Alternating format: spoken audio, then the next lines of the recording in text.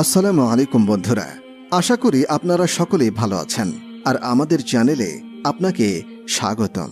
বন্ধুরা, আজকের এই ভিডিওতে আমরা বলবো যে হযরত ইউসুফ আলাইহিস সালামকে তার ভাইয়েরা যেভাবে অন্ধকূপে নিক্ষেপ করেছিল সেই সম্পর্কে একটি বিস্তারিত সত্য ঘটনা, যা শুনে আপনার মন ছুঁয়ে যাবে ইনশাআল্লাহ।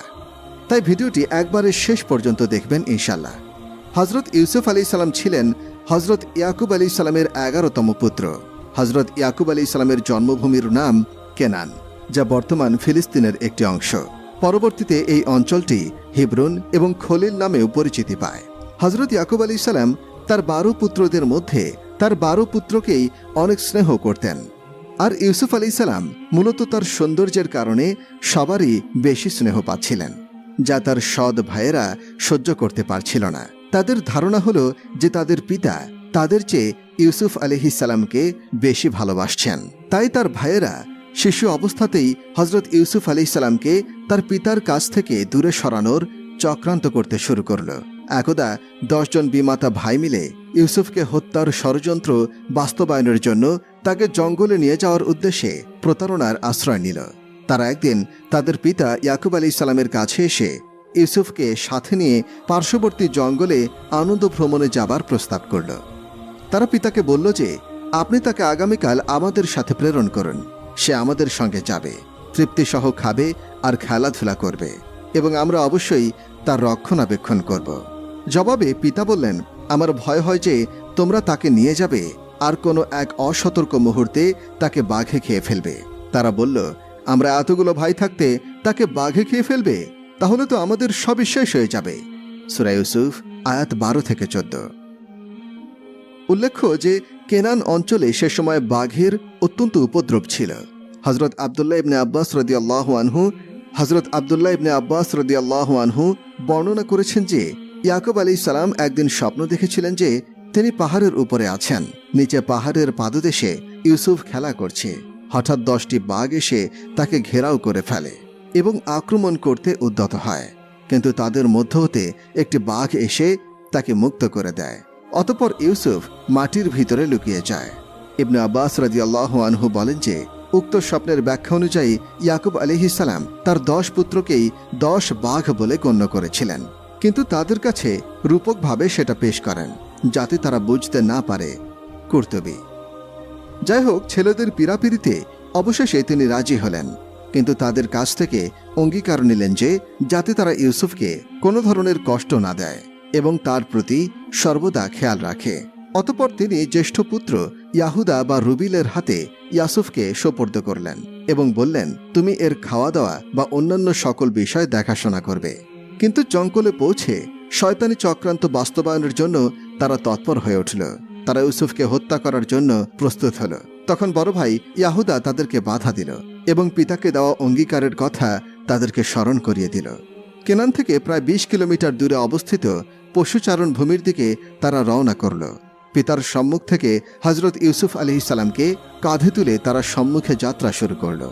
কিছু দূরে গিয়ে তারা হযরত ইউসুফ আলাইহিস সালামকে কাঁধ থেকে নামিয়ে হেঁটে পথ অতিক্রম করতে আদেশ দেয়। হযরত ইউসুফ আলাইহিস সালাম ছোট মানুষ, তার বয়স তখন মাত্র 12 বছর। ভাইদের সাথে তাল মিলিয়ে হাঁটার ক্ষমতা তার ছিল না, তাই তিনি কিছুটা দৌড়ে ভাইদের চলার গতির সাথে তাল মিলাচ্ছিলেন। যদিও তিনি খুব ক্লান্তি বোধ করলেন, খুব হাঁপিয়ে গেলেন, তবুও মনের আনন্দে ভাইদের সাথে পথ অতিক্রম করতে লাগলেন। পথিমধ্যে সৎ ভাইরা হযরত ইউসুফ আলাইহিস সালামকে নিয়ে নানা জল্পনা কল্পনা আরম্ভ করল। কেউ সরাসরি হত্যার প্রস্তাব দিল, কেউ বিদেশে পাচারের কথা বলল, আবার কেউ কূপে নিক্ষেপের পরামর্শ দিল। এভাবে কথাবার্তা বলতে বলতে তারা গিয়ে চারণভূমিতে পৌঁছাল। হযরত ইউসুফ আলাইহিস সালাম নতুন জায়গায় নানা ধরনের দৃশ্যবলী অবলোকন করছিলেন। তিনি এদিক সেদিক ছোটাছুটি করে তৃপ্তি লাভ করতে লাগলেন। এমন সময় তার এক ভাই এসে তাকে মারধর আরম্ভ করল। কিছুক্ষণের মধ্যেই আরও 2 ভাই এসে হযরত ইউসুফ আলাইহিস সালামের প্রতি বেদম অত্যাচার শুরু করল। এমনকি তাকে পাথর দিয়ে আঘাত করতেও ছাড়ল না।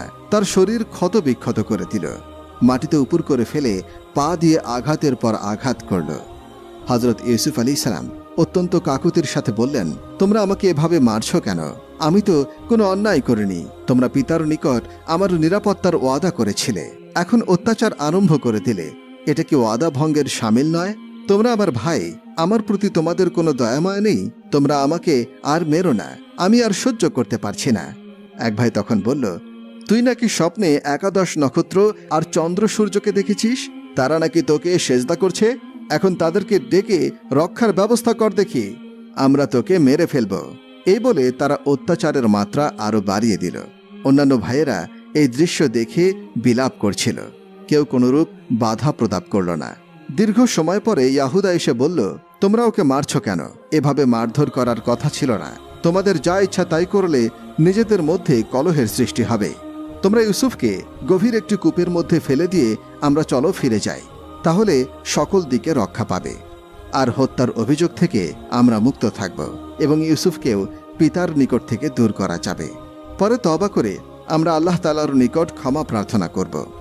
ইয়াহুদার কথায় সকলের চেতনা ফিরে আসলো। তখন তারা হজরত ইউসুফ আলাইহিস সালামকে নিয়ে একটি গভীর কূপের নিকট গমন করলেন এবং তাকে উলঙ্গ করে হাত পা রশি দিয়ে বেঁধে দিল এবং তারপরে বালতির উপরে বসিয়ে তাকে কূপে ফেলতে আরম্ভ করল। হজরত ইউসুফ আলাইহিস সালাম ভাইদের নিকট কাকুতির সঙ্গে কেঁদে কেঁদে জীবন ভিক্ষা চাইলেন। পিতার নিকট তাদের প্রতিশ্রুতির কথা বারবার স্মরণ করে দিতে লাগল। আল্লাহ তাআলার বিধান অনুসারে ন্যায় অন্যায়ের প্রতি তাদের দৃষ্টি আকর্ষণ করার চেষ্টা করল। কিছুতেই কোনো কাজ হল না। তারা বালতির রশি ধীরে ধীরে ঢিল দিতে আরম্ভ করল। বালতি যখন মাঝামাঝি স্থানে পৌঁছালো, তখন তাদের এক ভাই অগ্রসর হয়ে ইয়াহুদার হাত থেকে বালতির রশি ফেলে দিল, যাতে বালতি হঠাৎ করে পড়ে গিয়ে হজরত ইউসুফ আলাইহিস সালাম একেবারে মারা যায়। ভাইদের এমন নিষ্ঠুর আচরণের পরে আল্লাহ তাআলা হজরত জিবরাইল আলাইহিস সালামকে পাঠিয়ে দিলেন তার প্রিয় নবীকে রক্ষা করার জন্য। হজরত জিবরাইল আলাইহিস সালাম তৎক্ষণাৎ সেখানে উপস্থিত হয়ে বালতির রশি ধরে ফেলেন এবং হজরত ইউসুফ আলাইহিস সালামকে ধীরে ধীরে কূপের নিচে একখানা পাথরের উপরে অবতরণ করান এবং তাকে বেহেশতি পোশাক পরিয়ে দেন। হজরত ইউসুফ আলাইহিস সালাম নির্বিঘ্নে পাথরের উপরে বসে আল্লাহ তাআলার শুকরিয়া আদায় করেন, কিন্তু তার বৃদ্ধ পিতার কথা মন থেকে মুছে ফেলতে পারলেন না, তাই তার অন্তরের ঢেউ অব্যাহত থাকল।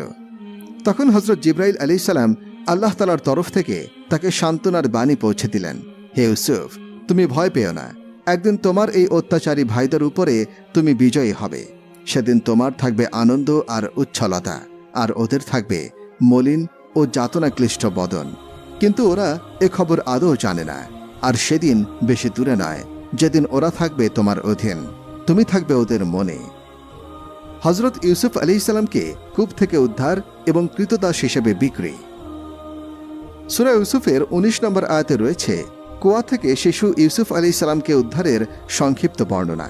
তাফসিরের মতে সিরা থেকে মিশরগামী একটি কাফেলা ওই কূপের পাশ দিয়ে যাচ্ছিল। তাদের মধ্যে মালিক ইবনে দবর নামক এক ব্যক্তি পানি সংগ্রহের জন্য ওই কূপে বালতি নিক্ষেপ করেন। বালতি ও সংযুক্ত দড়ির সঙ্গে এ সময় সুদর্শন বালক ইউসুফ আলাইহিস সালাম উঠে আসেন। এতে মালিক উল্লাসিত হয়ে ওঠেন, কারণ সে সময় দাস হিসেবে মানুষ ক্রয় বিক্রয়ের প্রচলন ছিল। মালিক অন্য কারো সঙ্গে দাস হিসেবে বিক্রয়লব্ধ টাকার ভাগ না দেওয়ার উদ্দেশ্যে ইউসুফ আলাইহিস সালামকে উদ্ধারের কাহিনী গোপন করে তাকে কাফেলার সঙ্গে মিশরে নিয়ে যান। অপর তাফসির মতে ভাইদের মধ্যে ইয়াহুদা 2 দিন কূপে থাকা ইউসুফ আলাইহিস সালামকে খাবার দিয়ে গিয়েছিলেন। তৃতীয় দিন তাকে কূপে না পেয়ে খুঁজতে থাকে এবং ওই কাফেলা তার সন্ধান পায়। কাফেলার লোকদের কাছে তারা ইউসুফ আলাইহিস সালামকে পলাতক দাস হিসেবে উল্লেখ করে এবং তাকে কাফেলার লোকেরা চুরি করেছে বলে অভিযোগ তোলে। ফলে ভীত সন্ত্রস্ত কাফেলার লোকজন অর্থের বিনিময়ে ইউসুফ আলাইহিস সালামকে কিনে নেন এবং মিশরে চলে যান। মিশরের দাস দাসী বিক্রির হাটে সুদর্শন ইউসুফ আলাইহিস সালামের আগমনে সাড়া ফেলে দেয় এবং তার মূল্য ক্রমেই বৃদ্ধি পেতে থাকে। সবশেষে ইউসুফ আলাইহিস সালামের ওজনের সমপরিমাণ সোনা, মৃগনাভি এবং রেশমি বস্ত্রের বিনিময়ে তাকে কিনে নেন আজিজে মিশর, অর্থাৎ মিশরের অর্থ ও খাদ্য মন্ত্রী তুল্য একজন সদস্য। কোনো কোনো বর্ণনায় তাকে মিশরের আমালিকা জাতের সম্প্রদায়ের সম্রাট বায়াত ইবনে ওয়াসাদের অর্থমন্ত্রী কিংবা ইফতি বলে উল্লেখ করা হয়। তো প্রিয় বন্ধুরা, এই ঘটনাটি আপনাদের কাছে কেমন লেগেছে কমেন্ট করে আমাদের অবশ্যই জানাবেন। আজ তাহলে এ পর্যন্তই। আপনারা ভালো থাকবেন, সুস্থ থাকবেন। আল্লাহ হাফেজ।